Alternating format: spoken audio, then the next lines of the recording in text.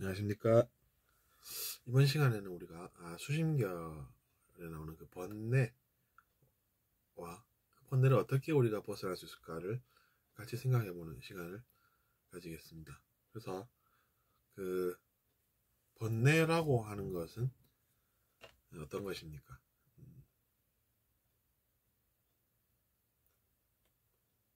뭔가 내면에서 생기는 문제가 있고 그것을 어떻게 해결해야 될지 모르고 그것은 계속해서 존재하고 그리고 시간이 지나서 다시 또 생기고 그런 반복되는 과정이 있는 것인데, 그러면 우리가 당연히 그 번뇌를 이겨내야 되겠다, 그 번뇌에서 벗어나야 되겠다, 이런 생각이 드는 것이죠. 근데 번뇌라고 하는 것이 문제가 되기 때문에 우리가 벗어나야 되는 것이고, 우리가 그 번뇌라는 것이 내면에서 일어난다고 하는 것, 그것을 알 수가 있는 것이죠. 내면의 문제를 번뇌라고 하는 것입니다. 내면의 문제는 해결을 해야 되는 것이죠. 근데 그 내면의 문제를 벗어나는 방법에 대해서 우리가 또 생각을 해보게 됩니다. 사람은 누구나 환상을 가지고 있다고 말씀을 드리고 있는 것이 많고, 저도 그렇습니다. 그러니까 그 환상이나 허상이라고 부르는 것, 그것 때문에 우리가 내면의 문제를 겪는다는 것이죠. 그러면서 많이 드는 비유가 있습니다. 우리가 환상 때문에 사막에서 신기루를 본다는 것이죠. 내가 이 사막에서 물이 만약에 없으면 어떨까 라는 두려움은 사람을 가지고 있습니다.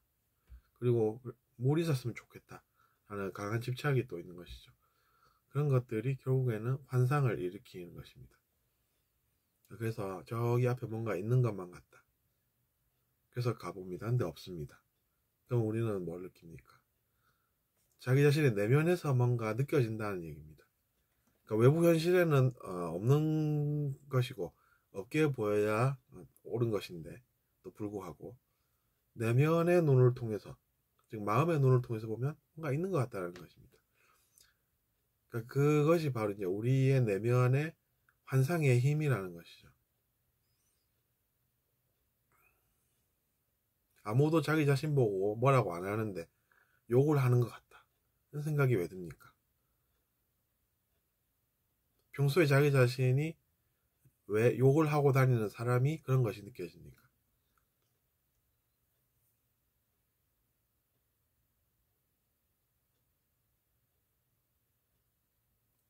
그것을 이제 알아볼 수가 있는 것이 우리의 능력이고, 그것을 연구라고 우리가 생각할 수 있는 것이죠. 깊이 알아보게 되는 것이 연구지 뭐 다른 것이 아니다라고 스스로 자명하게 한다는 이야기입니다.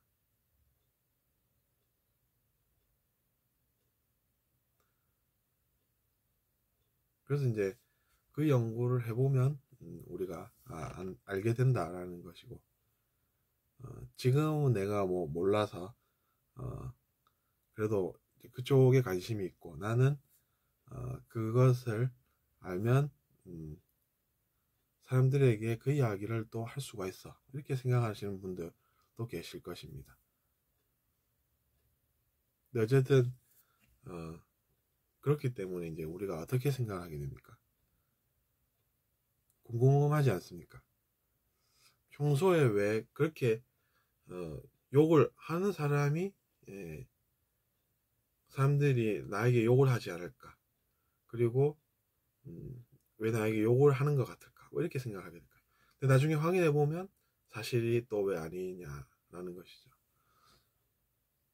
그것도 제가 말씀드렸다시피 평소에 욕을 하는 사람은 어떻습니까? 내면에 욕하는 사람의 상이 만들어집니다. 그래서 그것이 알고 보면 자기 자신의 내면 세계입니다.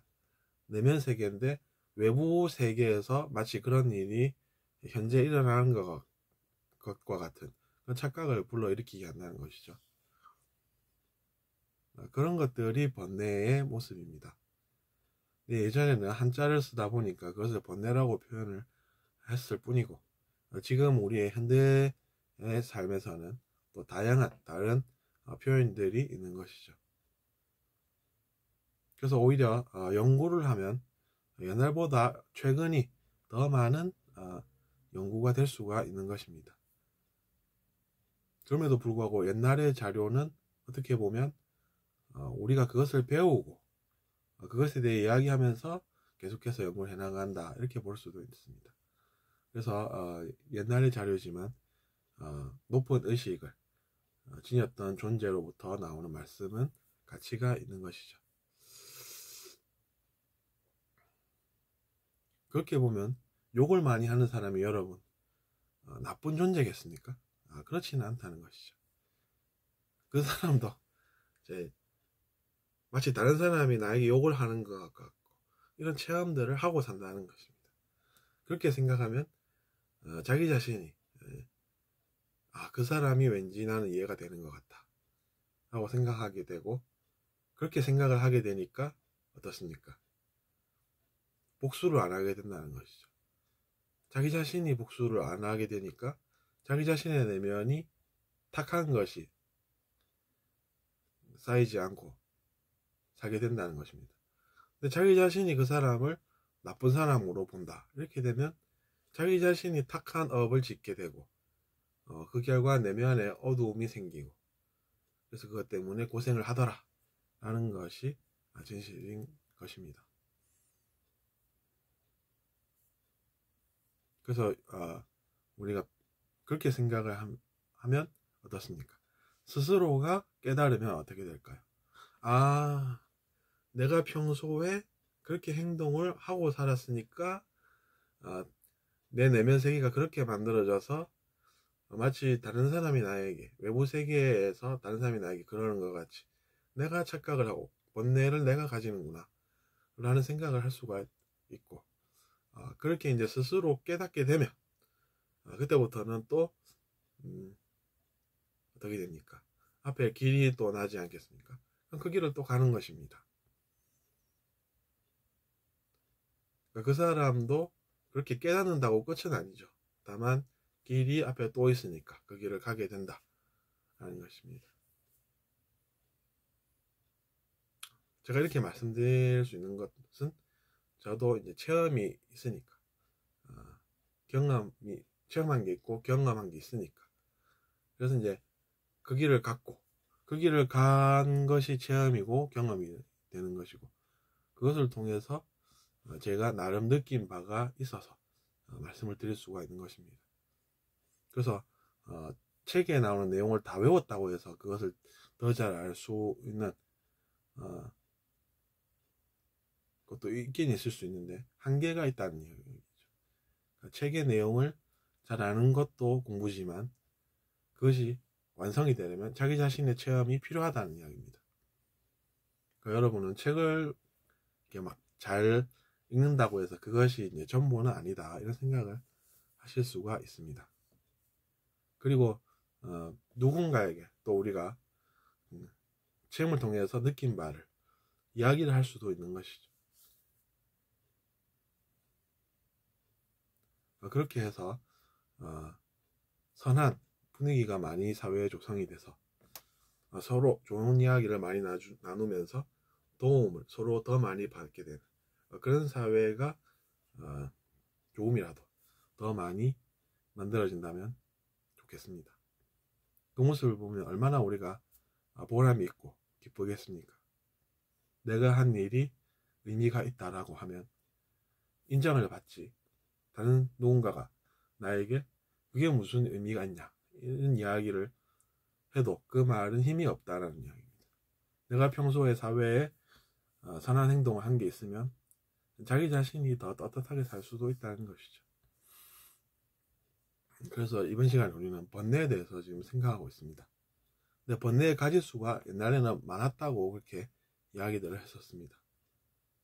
사람이 겪는 번뇌수가 많다, 이렇게 연구가 됐었죠.